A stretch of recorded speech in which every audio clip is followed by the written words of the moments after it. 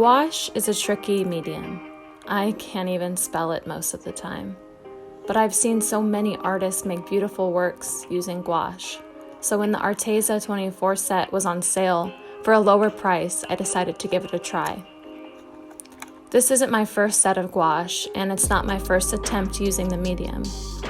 I've done a few portraits using Hiii jelly gouache, none of which turned out very pretty to look at. I guess this is how art works, though. You have to make something you don't like. You have to make 50 things you don't like before you can make anything worthwhile.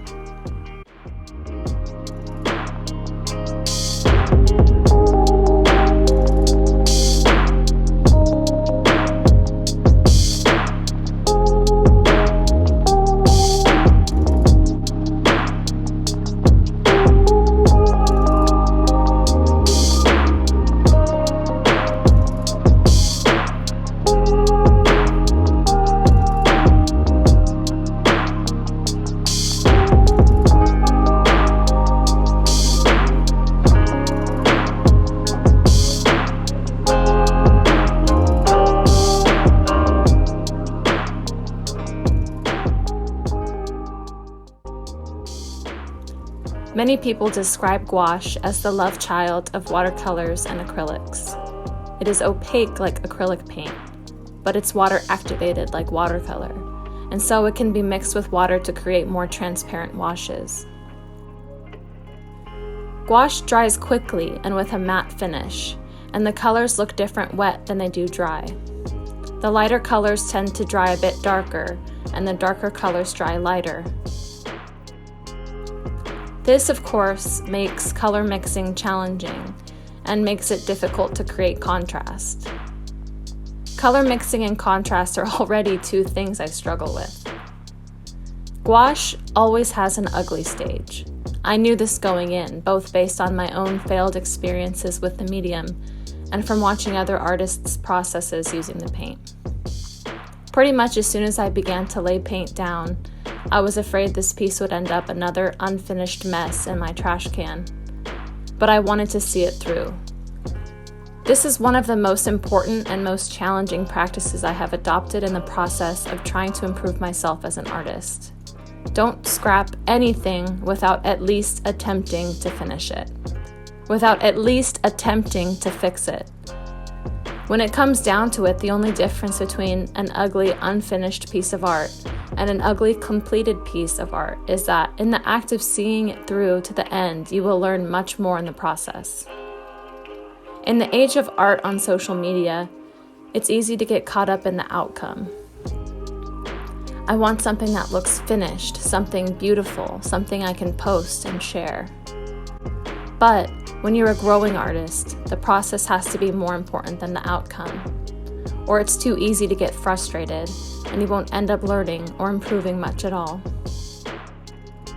So going into this painting, I had to remind myself not to give up when the process gets challenging, when the gouache goes through its inevitable ugly stage. The reason I wanted to paint with gouache today was because I wanted to do something painterly and colorful before I take on Inktober next month. The experience of paint out of a tube, color mixing on a palette, brush in hand, strokes on paper, is satisfying. It's cathartic. The bright colors, more saturated than my usual watercolor paintings, a stark contrast to the monochrome mindset I'm about to enter into during Inktober.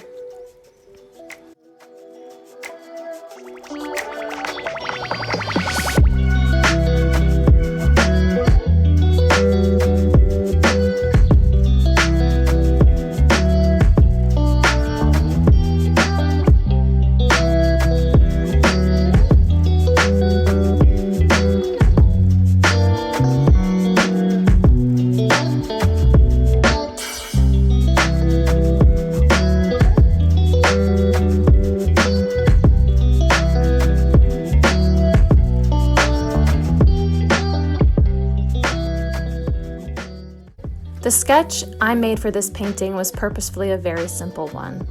I just wanted to get a feel for the medium. Lately, I've noticed my style is changing. I've been drawn to a more stylized look and have focused less on trying to make my portraits realistic. I liked the disproportionate look of the sketch. The eyes are kind of far apart, her mouth is small. I think it looks interesting. I've never been perfect at anatomy. I guess now I'm just embracing that a little more.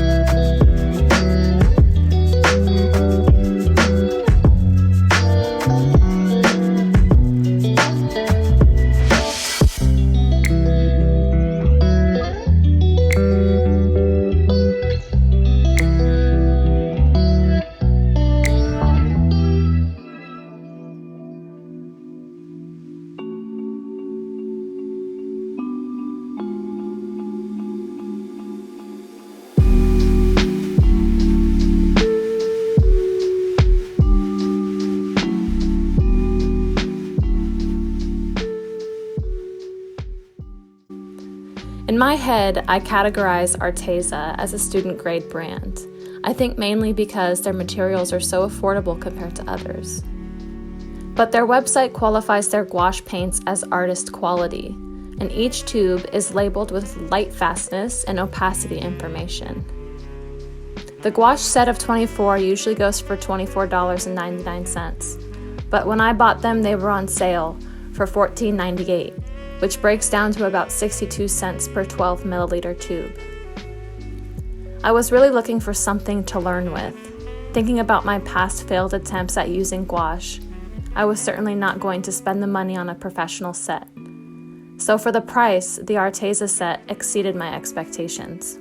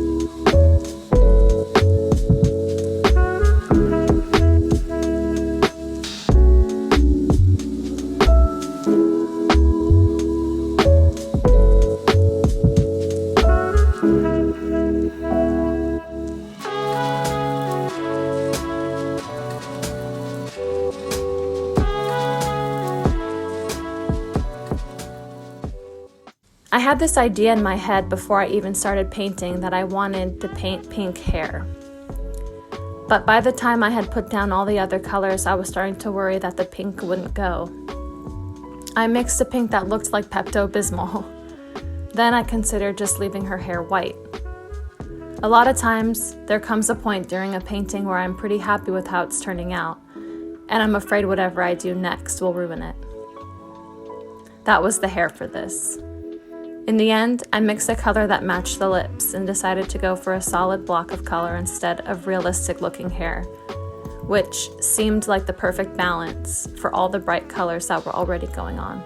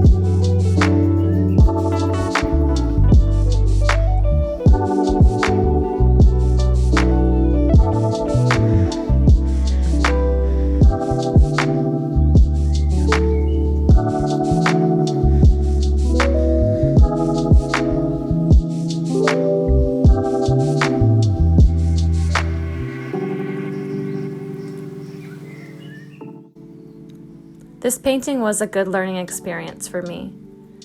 It's not the best thing I've ever made, but I was still proud of it, because I was working with a medium that intimidates me, and because I got to feel painterly and embrace bright colors. And after all, that's all I was really looking for.